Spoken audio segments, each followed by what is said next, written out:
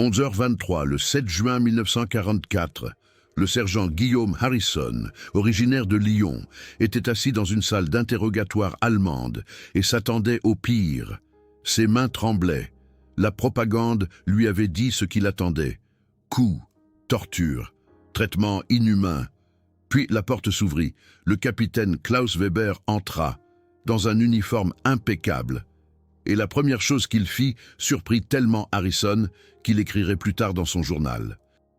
Tout ce que je pensais des Allemands a changé à ce moment-là. Weber posa une tasse de café fumant devant lui offrit une cigarette et dit dans un anglais parfait « Bonjour, sergent. J'espère que les gardes vous ont traité convenablement. Souhaitez-vous du sucre dans votre café ?» Harrison n'en revenait pas. Il avait été fait prisonnier après le débarquement en Normandie et s'attendait à la fin. Au lieu de cela, il était assis devant un officier allemand qui le traitait comme un invité, pas comme un ennemi. La Convention de Genève, expliqua Weber calmement, n'est pas qu'un simple bout de papier pour nous, c'est une obligation. Et dans cette pièce, sergent, vous êtes sous sa protection. Ce que Harrison vécut dans les heures qui suivirent allait ébranler toute sa vision du monde. Et il n'était pas le seul. Des milliers de soldats britanniques vécurent la même expérience. Des officiers d'interrogatoire allemands, qui étaient plus polis que certains de leurs propres supérieurs, qui posaient les questions avec respect, qui respectaient la dignité d'un prisonnier, même au milieu de la guerre la plus sanglante de l'histoire. Ceci est l'histoire, celle que l'on raconte rarement, l'histoire des officiers allemands qui, même dans la défaite, restèrent fidèles à leurs principes, et des soldats britanniques qui durent apprendre que tout ennemi n'était pas un monstre. L'attente avait été claire. Les soldats britanniques étaient entraînés pour la captivité. On leur avait dit « Ne donnez que votre nom, votre grade, votre numéro de matricule. N'attendez aucune grâce. Les Allemands sont brutaux. Les interrogatoires sont de la torture. Tenez bon jusqu'à ce que vous n'en puissiez plus. » Le sergent Thomas Benoît, de Marseille, fut fait prisonnier le 8 juin 1944, seulement un jour après Harrison. Il avait prié pendant le transport vers le centre d'interrogatoire, pas pour la libération. Il savait que les lignes étaient trop éloignées. Il priait pour la force, pour la capacité à supporter la douleur sans parler. Sa grand-mère lui avait donné une petite Bible qu'il avait cachée dans sa veste d'uniforme. Il la serrait maintenant, comme si elle pouvait le protéger de ce qui allait arriver. Le centre d'interrogatoire était situé dans un château français réquisitionné. À une trentaine de kilomètres d'Orléans, Benoît fut conduit dans une pièce avec de hautes fenêtres, à travers lesquelles la lumière d'été entrait. Un bureau, 2 chaises, pas de sang sur les murs, pas d'instruments de torture, juste une pièce qui ressemblait à un bureau. Le lieutenant Frédéric Hartmann entra, avec un dossier sous le bras et un plateau à la main. Sur le plateau, 2 tasses de thé, des biscuits et un sucrier. « Bonjour, sergent Benoît », dit-il en anglais, avec un léger accent allemand. « J'espère que le voyage n'a pas été trop désagréable. J'ai apporté du thé. Je sais que vous, les Britanniques, préférez le thé au café. » Benoît le fixa, sans voix. Hartmann s'assit, versa du thé pour les deux et poussa les biscuits vers Benoît. « S'il vous plaît, servez-vous. Ceux-ci viennent d'un boulanger local. Pas tout à fait aussi bon que les digestives anglaises, j'imagine. Mais dans les circonstances, c'est le mieux que nous ayons. » Ce fut le moment, comme Benoît l'écrira plus tard, où il réalisa que quelque chose était fondamentalement différent de ce à quoi il s'attendait. Ce n'était pas un monstre, c'était un homme qui lui servait du thé et s'excusait pour la qualité des biscuits, la réalité des pratiques d'interrogatoire allemandes sur le front occidental était complexe et contradictoire pour les soldats alliés.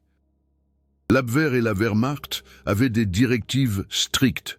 Les interrogatoires devaient respecter la Convention de Genève. Pas de violence physique, pas de menaces contre la famille, pas d'humiliation. Les Allemands avaient appris que le respect apportait plus d'informations que la torture. Un prisonnier qui se sentait en sécurité était plus susceptible de parler. Pas sur les secrets militaires. Ce n'était pas ce qui était attendu, mais sur de petits détails. Le moral des troupes, les situations d'approvisionnement, des informations qui étaient précieuses, sans pour autant être une trahison. Le capitaine Klaus Weber, qui avait interrogé Harrison, était un exemple de cette philosophie. Il avait étudié la psychologie à Heidelberg avant la guerre. Il comprenait que les gens sous stress parlent pour trouver un lien. Sa méthode était simple. Traiter le prisonnier comme un être humain. Créez une atmosphère où la conversation est naturelle. Ne demandez pas directement des secrets. Laissez-les parler de leurs peurs, de leurs espoirs, de leur famille. Les informations militaires viennent incidemment. Harrison se retrouva pris dans une conversation de 2 heures qui ressemblait à une visite dans un café avec une connaissance. Weber demanda des nouvelles de Lyon. Comment était la ville avant la guerre? Harrison raconta les matchs de foot, l'usine où son père travaillait. Sa fiancée, Sarah, qui l'attendait. Weber partagea des histoires de Munich, des jardins à bière et des fêtes d'été. Seulement occasionnellement, des questions militaires arrivaient, posées si incidemment que Harrison ne réalisa que plus tard qu'il avait révélé des détails sur le moral des troupes et les problèmes d'approvisionnement. Mais ce qui impressionna le plus Harrison n'était pas la technique de Weber, c'était sa sincérité. Quand Harrison demanda pourquoi il était traité ainsi, Weber répondit honnêtement « Parce que je suis moi-même un soldat, sergent. Je comprends que vous avez fait votre devoir, tout comme je fais le mien. La guerre prendra fin, un jour. La façon dont nous nous traitons maintenant déterminera si nous pouvons vivre en tant qu'êtres humains après cela, ou en tant que monstres, empoisonnés par la haine. » Ces mots se gravèrent dans la mémoire de Harrison. Il les écrivit mot pour mot dans son journal, qui est aujourd'hui conservé au musée de la guerre à Paris.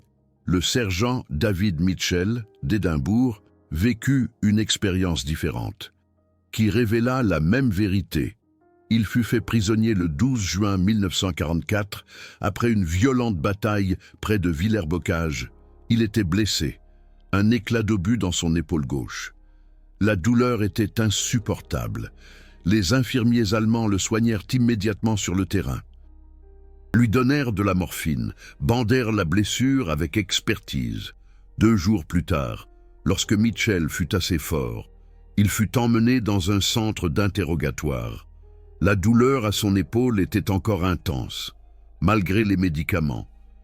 Il était assis dans la salle d'interrogatoire, pâle et couvert de sueur, essayant de se tenir droit. Le commandant Guillaume Schneider entra, vit l'état de Mitchell et appela immédiatement un infirmier. « Cet homme a besoin d'un médecin, pas d'un interrogatoire, » dit-il sèchement. « Ramenez-le à l'infirmerie, l'interrogatoire peut attendre. Qu'il se remette. » Mitchell fut ramené à l'infirmerie, où un médecin militaire allemand, le docteur Hans Becker, examina sa blessure. L'infection avait commencé.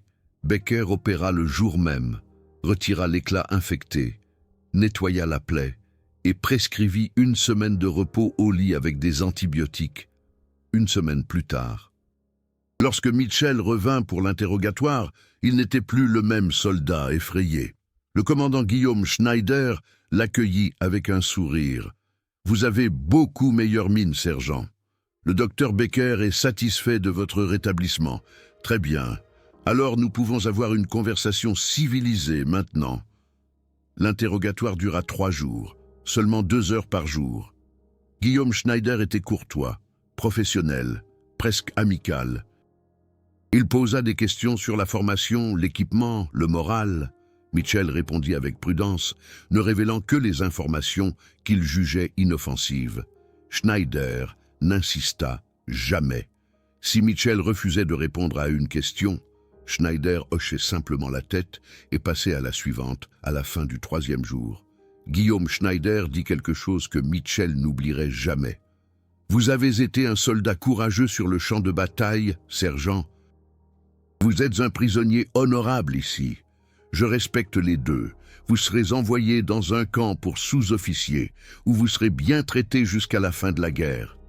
J'espère que vous retournerez sain et sauf auprès de votre famille. » Mitchell sentit des larmes monter à ses yeux. Il en eut honte, essaya de les cacher. Schneider fit comme s'il ne s'en apercevait pas et se leva pour lui serrer la main. « Que Dieu vous protège, sergent Mitchell. » Ce traitement n'était pas universel, mais il n'était pas rare non plus sur les 120 000 soldats britanniques environ, faits prisonniers sur le front occidental entre 1944 et 1945. La grande majorité témoigne d'un traitement respectueux pendant les interrogatoires. Les archives de guerre au musée de la guerre contiennent des milliers de témoignages qui confirment le même schéma, surpris par la courtoisie allemande, du café ou du thé pendant l'interrogatoire. Respect strict de la Convention de Genève, mais ensuite, ils découvrirent quelque chose qui remettait en question toute leur propagande. Ce n'était pas seulement quelques officiers courtois, c'était une politique systématique. Le lieutenant-colonel James Bradford fut fait prisonnier en août 1944. En tant qu'officier supérieur, il fut conduit dans un centre d'interrogatoire spécial où le colonel Heinrich von Stetten dirigea personnellement l'interrogatoire. Von Stetten était un aristocrate de la vieille école, un homme qui avait servi comme diplomate avant la guerre. L'interrogatoire eut lieu dans une pièce élégante, avec des fauteuils en cuir et des bibliothèques. Von Stetten offrit à Bradford un sherry, un véritable amontillado espagnol. « Je suis désolé de ne pas avoir de whisky écossais, colonel, » dit-il avec un sourire ironique. « Le blocus, vous comprenez. » Bradford, qui avait été formé pour ce genre de guerre psychologique, resta méfiant. Il refusa le sherry. Von Stetten haussa les épaules et se versa un verre. « Comme vous voulez. Mais laissez-moi être clair, colonel. Ce n'est pas un piège. Je ne vais pas vous torturer. Je ne vais pas vous menacer. Je ne vais même pas vous interroger très longtemps. Vous connaissez vos droits en vertu de la Convention de Genève. Je les respecte pleinement. » L'interrogatoire dura moins d'1 heure. Von Stetten posa des questions générales sur la doctrine militaire britannique, auxquelles Bradford put toutes refuser de répondre sans problème. Puis Von Stetten se leva et tendit un document à Bradford. « Voici votre enregistrement officiel en tant que prisonnier de guerre. La Croix-Rouge sera notifiée dans les 3 jours. Vous avez le droit d'envoyer une lettre chez vous. Le matériel vous sera fourni. Vous serez envoyé dans un camp d'officiers, où vous serez logé conformément à votre rang. » Bradford prit le document, toujours méfiant.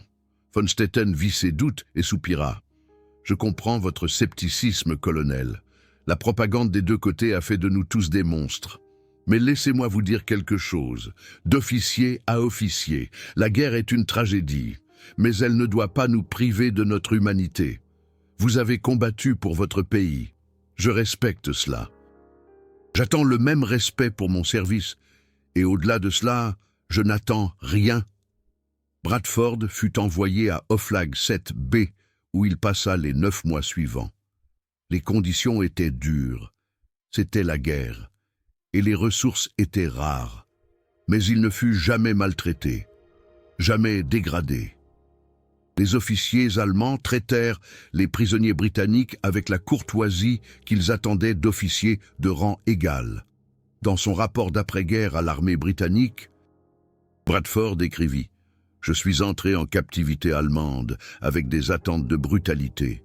Ce que j'ai trouvé, c'est du professionnalisme et, dans de nombreux cas, de la gentillesse. Les officiers allemands avec lesquels j'ai interagi comprenaient la différence entre un ennemi et un criminel. Ils nous ont traités comme le premier, jamais comme le second. C'est alors que le sergent Guillaume Harrison écrivit dans son journal « Tout ce que je pensais des Allemands était faux. J'ai reçu plus de respect de mon officier d'interrogatoire allemand que de certains officiers britanniques dans ma propre armée. Le capitaine Klaus Weber m'a traité comme un être humain, pas comme un numéro. Il s'est enquis de ma famille, a partagé des histoires de la sienne. Si c'est ça l'ennemi, alors on m'a enseigné la mauvaise définition de l'inimitié. Mais l'histoire qui illustre peut-être le mieux l'attitude allemande est celle du caporal Pierre Thomson. Thomson fut fait prisonnier le 14 juillet 1944 et emmené pour être interrogé. L'officier d'interrogatoire était le lieutenant Otto Schmidt, un jeune homme de seulement 25 ans, qui parlait couramment l'anglais. Ayant étudié à Paris pendant 2 ans avant la guerre, l'interrogatoire commença normalement. Schmidt posa des questions de routine. Thomson donna les réponses habituelles. Puis, au milieu de l'interrogatoire, ils entendirent des alarmes de bombardement. Des bombardiers alliés. Schmidt se leva immédiatement. « Vite, caporal, à la cave, maintenant !» Ils coururent ensemble vers l'abri anti-aérien où une 50aine de soldats et de civils allemands avaient déjà cherché refuge. Les bombes tombaient près, assez près pour que l'abri tremble à chaque impact. Thomson s'accroupit dans un coin, sûr que personne ne se soucierait de lui si l'abri était touché. Il était un prisonnier ennemi. Pourquoi quelqu'un l'aiderait-il? Puis Schmidt arriva et s'assit à côté de lui. Il tendit une cigarette à Thomson. « Ne vous inquiétez pas, caporal, » dit-il calmement. « Cet abri en a vu d'autres. Nous serons en sécurité. » Une vieille femme allemande vit Thomson et vint vers lui avec une bouteille d'eau. Elle ne parlait pas anglais, mais son geste était clair. Thomson but avec reconnaissance. Schmidt traduisit les paroles de la femme. Elle dit que son fils est aussi soldat, quelque part sur le front de l'Est. Elle prie chaque jour pour que quelqu'un lui donne de l'eau quand il a soif. Alors, elle vous donne de l'eau. Thomson fondit en larmes.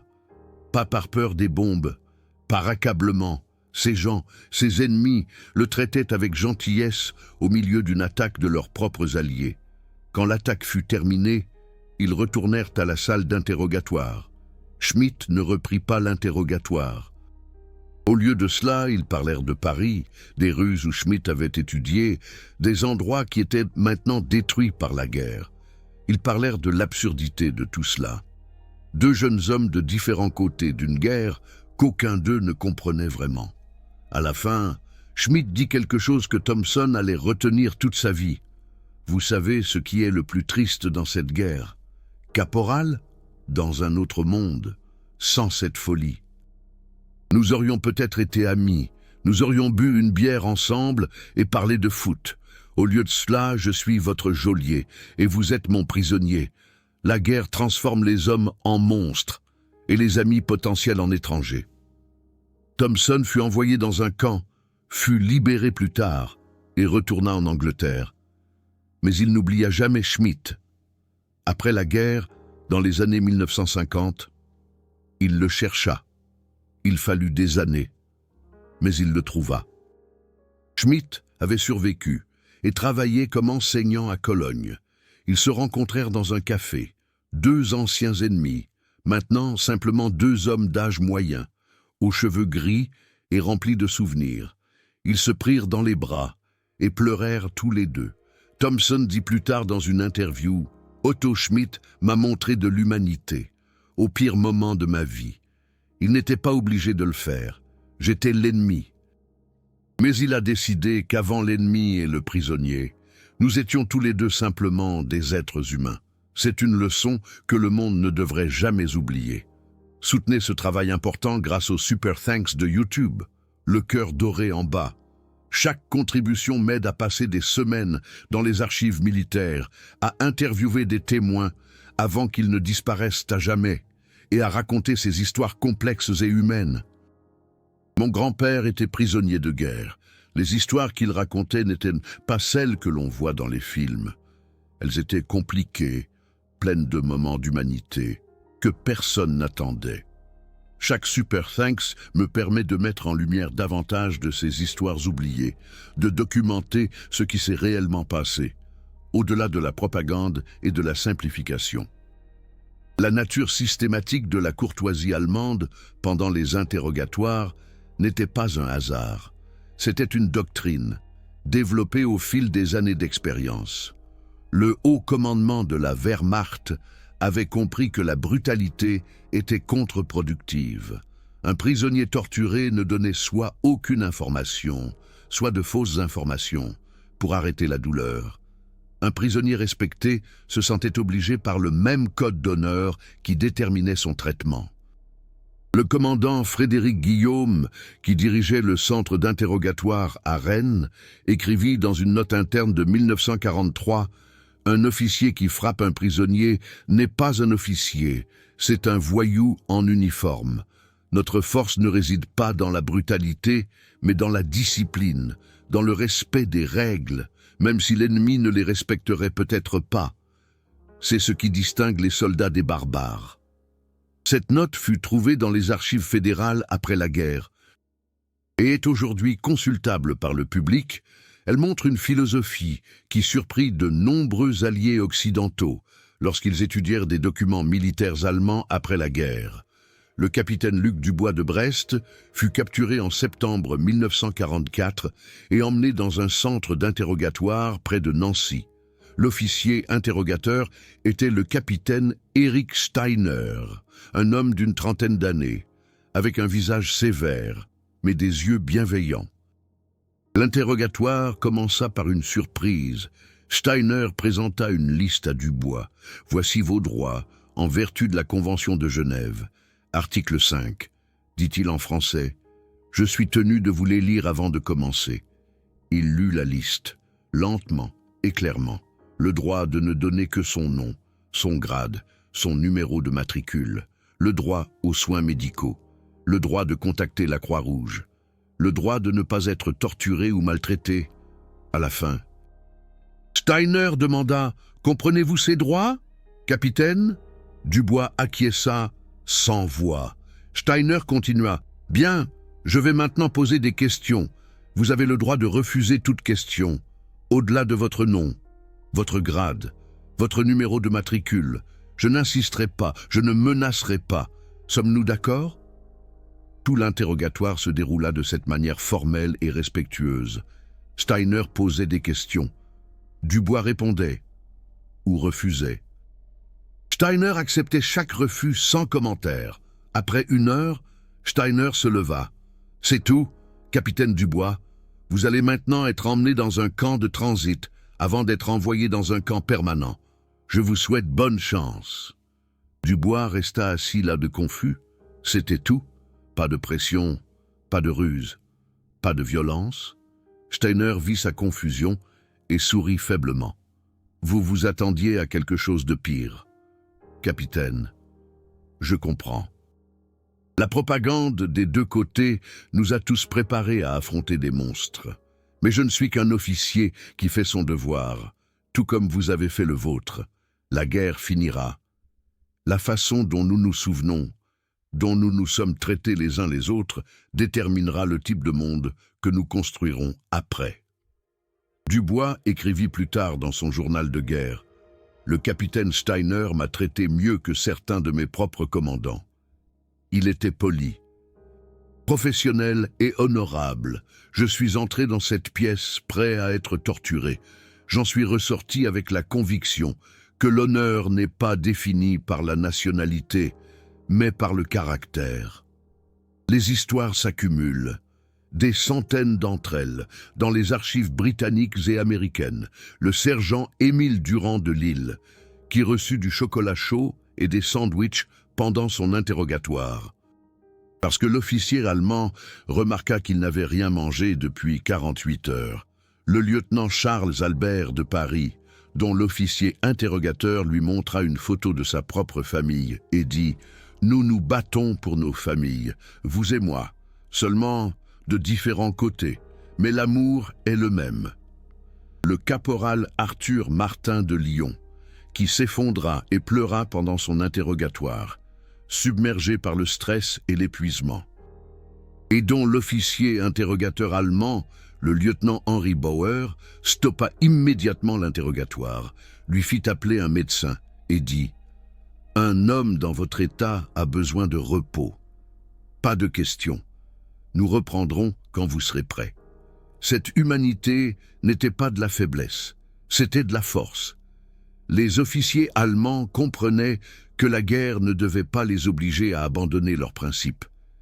Ils pouvaient traiter l'ennemi avec respect, tout en faisant leur devoir. Mais l'histoire la plus poignante est peut-être celle du sergent Henri Valois. Henri Valois fut capturé en novembre 1944, juste avant son 23e anniversaire. Il était terrifié, seul, loin de chez lui. L'officier interrogateur, le commandant Kurt Adler, remarqua la date sur les papiers d'Henri. « Votre anniversaire est la semaine prochaine. »« Sergent, » dit-il. Henri hocha la tête, incapable de parler. Adler soupira. « La guerre ne se soucie pas des anniversaires, mais les gens devraient, un moment. » Il quitta la pièce et revint 10 minutes plus tard avec un petit gâteau, un simple gâteau, fait avec des ingrédients de substitution, mais un gâteau quand même, et une bougie. Il le posa devant Henri. « Je ne peux pas vous rendre votre liberté. Sergent, je ne peux pas vous renvoyer chez vous, mais je peux vous offrir un moment de normalité. Célébrez votre anniversaire. Juste cet instant, ensuite nous reviendrons à la guerre. » Henri fixa le gâteau et fondit en larmes. Adler détourna le regard pour lui laisser de l'intimité. Quand Henri se fut calmé, ils allumèrent ensemble la bougie.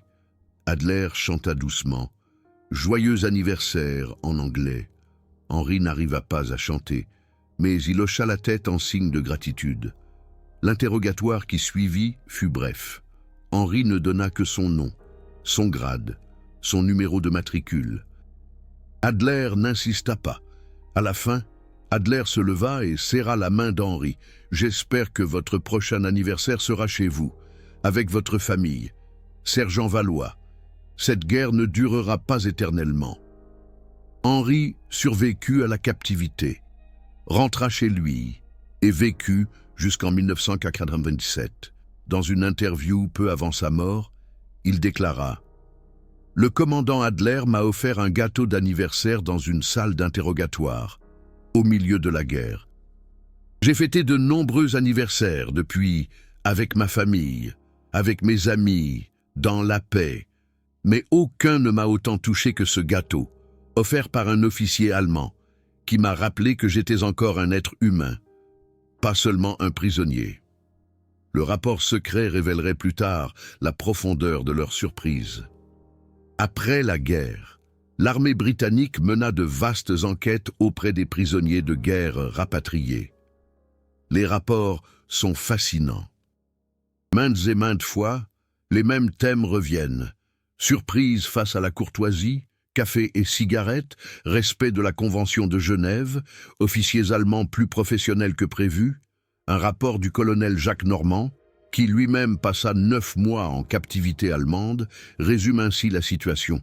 Le traitement des officiers et soldats britanniques en captivité allemande sur le front occidental fut, à quelques exceptions près, correct et souvent remarquablement courtois.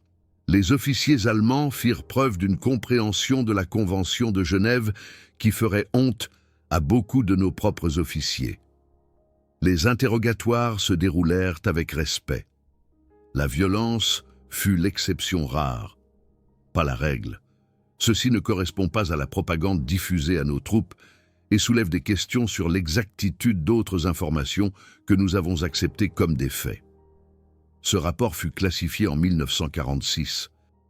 Parce qu'il ne correspondait pas au récit dominant, le public voulait des monstres, pas des êtres humains complexes, mais il fut déclassifié en 1987 et est aujourd'hui consultable aux archives nationales.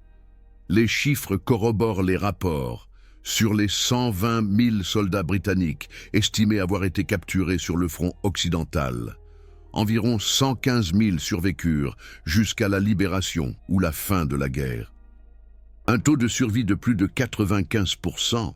En comparaison, les prisonniers de guerre britanniques, aux mains des Japonais, avaient un taux de survie inférieur à 60%. Les officiers allemands eux-mêmes réfléchirent à leur philosophie.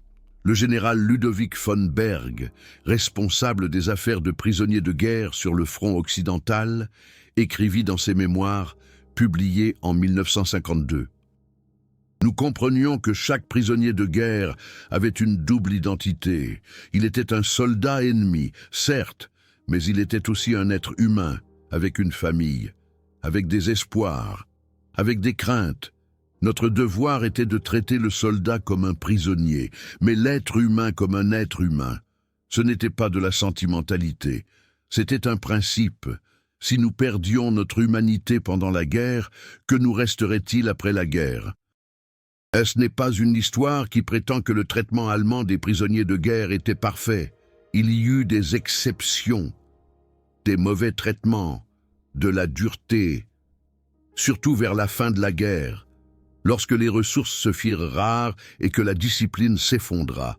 Et ceci ne dit rien du front de l'Est, où les règles étaient différentes et la brutalité plus répandue, mais sur le front occidental, dans les centres d'interrogatoire. Dans l'interaction entre les officiers allemands et les prisonniers britanniques, il y eut un fil d'humanité qui survécut même à la guerre totale. Le sergent Guillaume Harrison, avec qui cette histoire a commencé, rentra chez lui en 1945. Il épousa Sophie. Ils eurent 3 enfants. Il travailla dans une usine, mena une vie tranquille.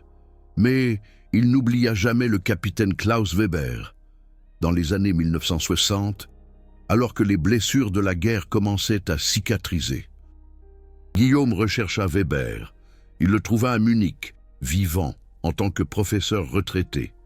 Ils se rencontrèrent dans un café, 2 hommes âgés, qui avaient autrefois été ennemis. Weber reconnut Guillaume immédiatement.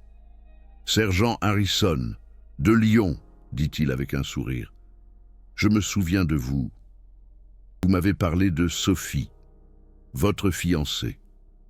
Vous vous êtes marié ?» Il s'était marié. Guillaume montra des photos de sa famille. Weber montra des photos de la sienne.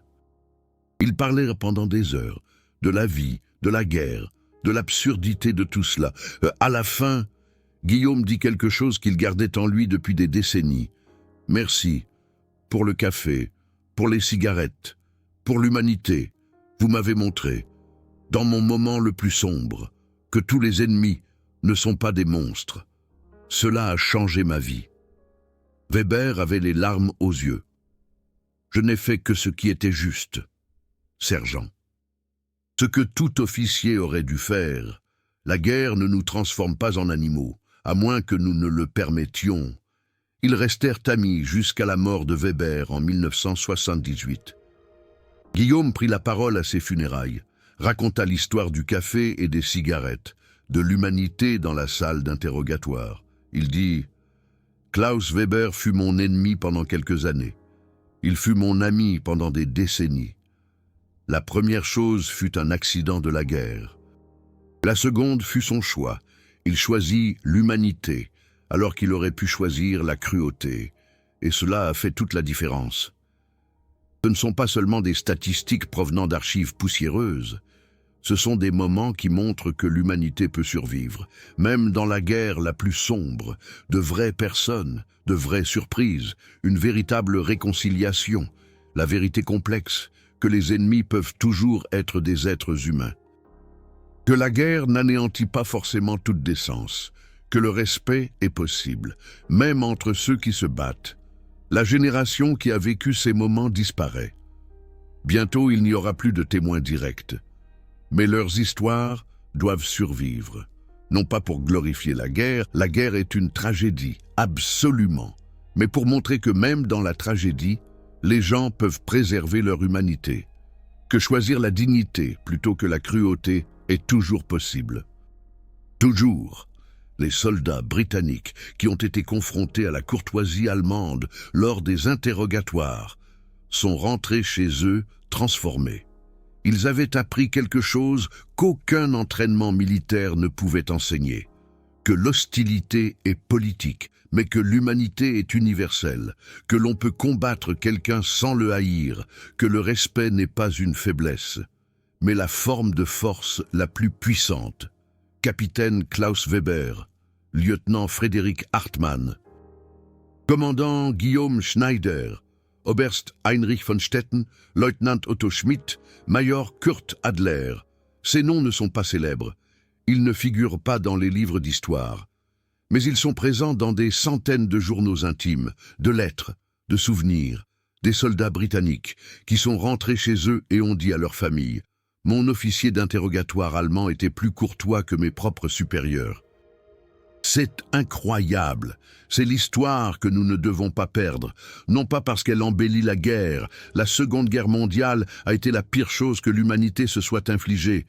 Mais parce qu'elle montre que même dans le pire, certains ont choisi d'être différents. Ils ont choisi le principe plutôt que la commodité. L'humanité plutôt que la haine. Le respect plutôt que la vengeance. Le monde a besoin de ces histoires aujourd'hui, plus que jamais. À une époque où l'hostilité remonte, où les gens sont à nouveau dépeints comme des monstres à cause de leur nationalité ou de leurs convictions, nous devons nous souvenir, les ennemis sont aussi des êtres humains. La guerre ne fait pas nécessairement de nous des monstres. Nous avons toujours le choix. Sergent Guillaume Harrison a choisi de pardonner. Capitaine Klaus Weber a choisi d'être humain. Lieutenant Otto Schmidt a choisi la gentillesse dans le bunker pendant le bombardement. Major Kurt Adler a choisi d'offrir un gâteau d'anniversaire. De petits choix. Mais ils ont changé des vies. Ils ont changé la façon dont les hommes pensaient des ennemis, de la guerre, de l'humanité elle-même, et bien après que les bombes se soient tues et que les armes aient rouillé. Ces moments ont continué à vivre, dans les souvenirs, dans les histoires, dans les amitiés. Qui se sont nouées entre d'anciens ennemis, c'est l'héritage, non pas des rois ou des généraux, mais des simples officiers, qui ont choisi de servir une tasse de café plutôt que de lever le poing, qui ont choisi de se souvenir qu'en face d'eux, il y avait un être humain, pas seulement un ennemi. Qu'est-ce qui vous a le plus touché? Mes spectateurs ont partagé d'incroyables histoires de famille, des grands-pères qui ont subi des interrogatoires allemands, des amitiés inattendues, des lettres retrouvées dans des greniers qui racontent des histoires de respect au milieu de la guerre. Partagez l'histoire de prisonniers de guerre de votre famille ci-dessous. Chaque commentaire est un fragment d'histoire que nous sauvons ensemble. Assurons-nous que ces histoires complexes nous survivent à tous.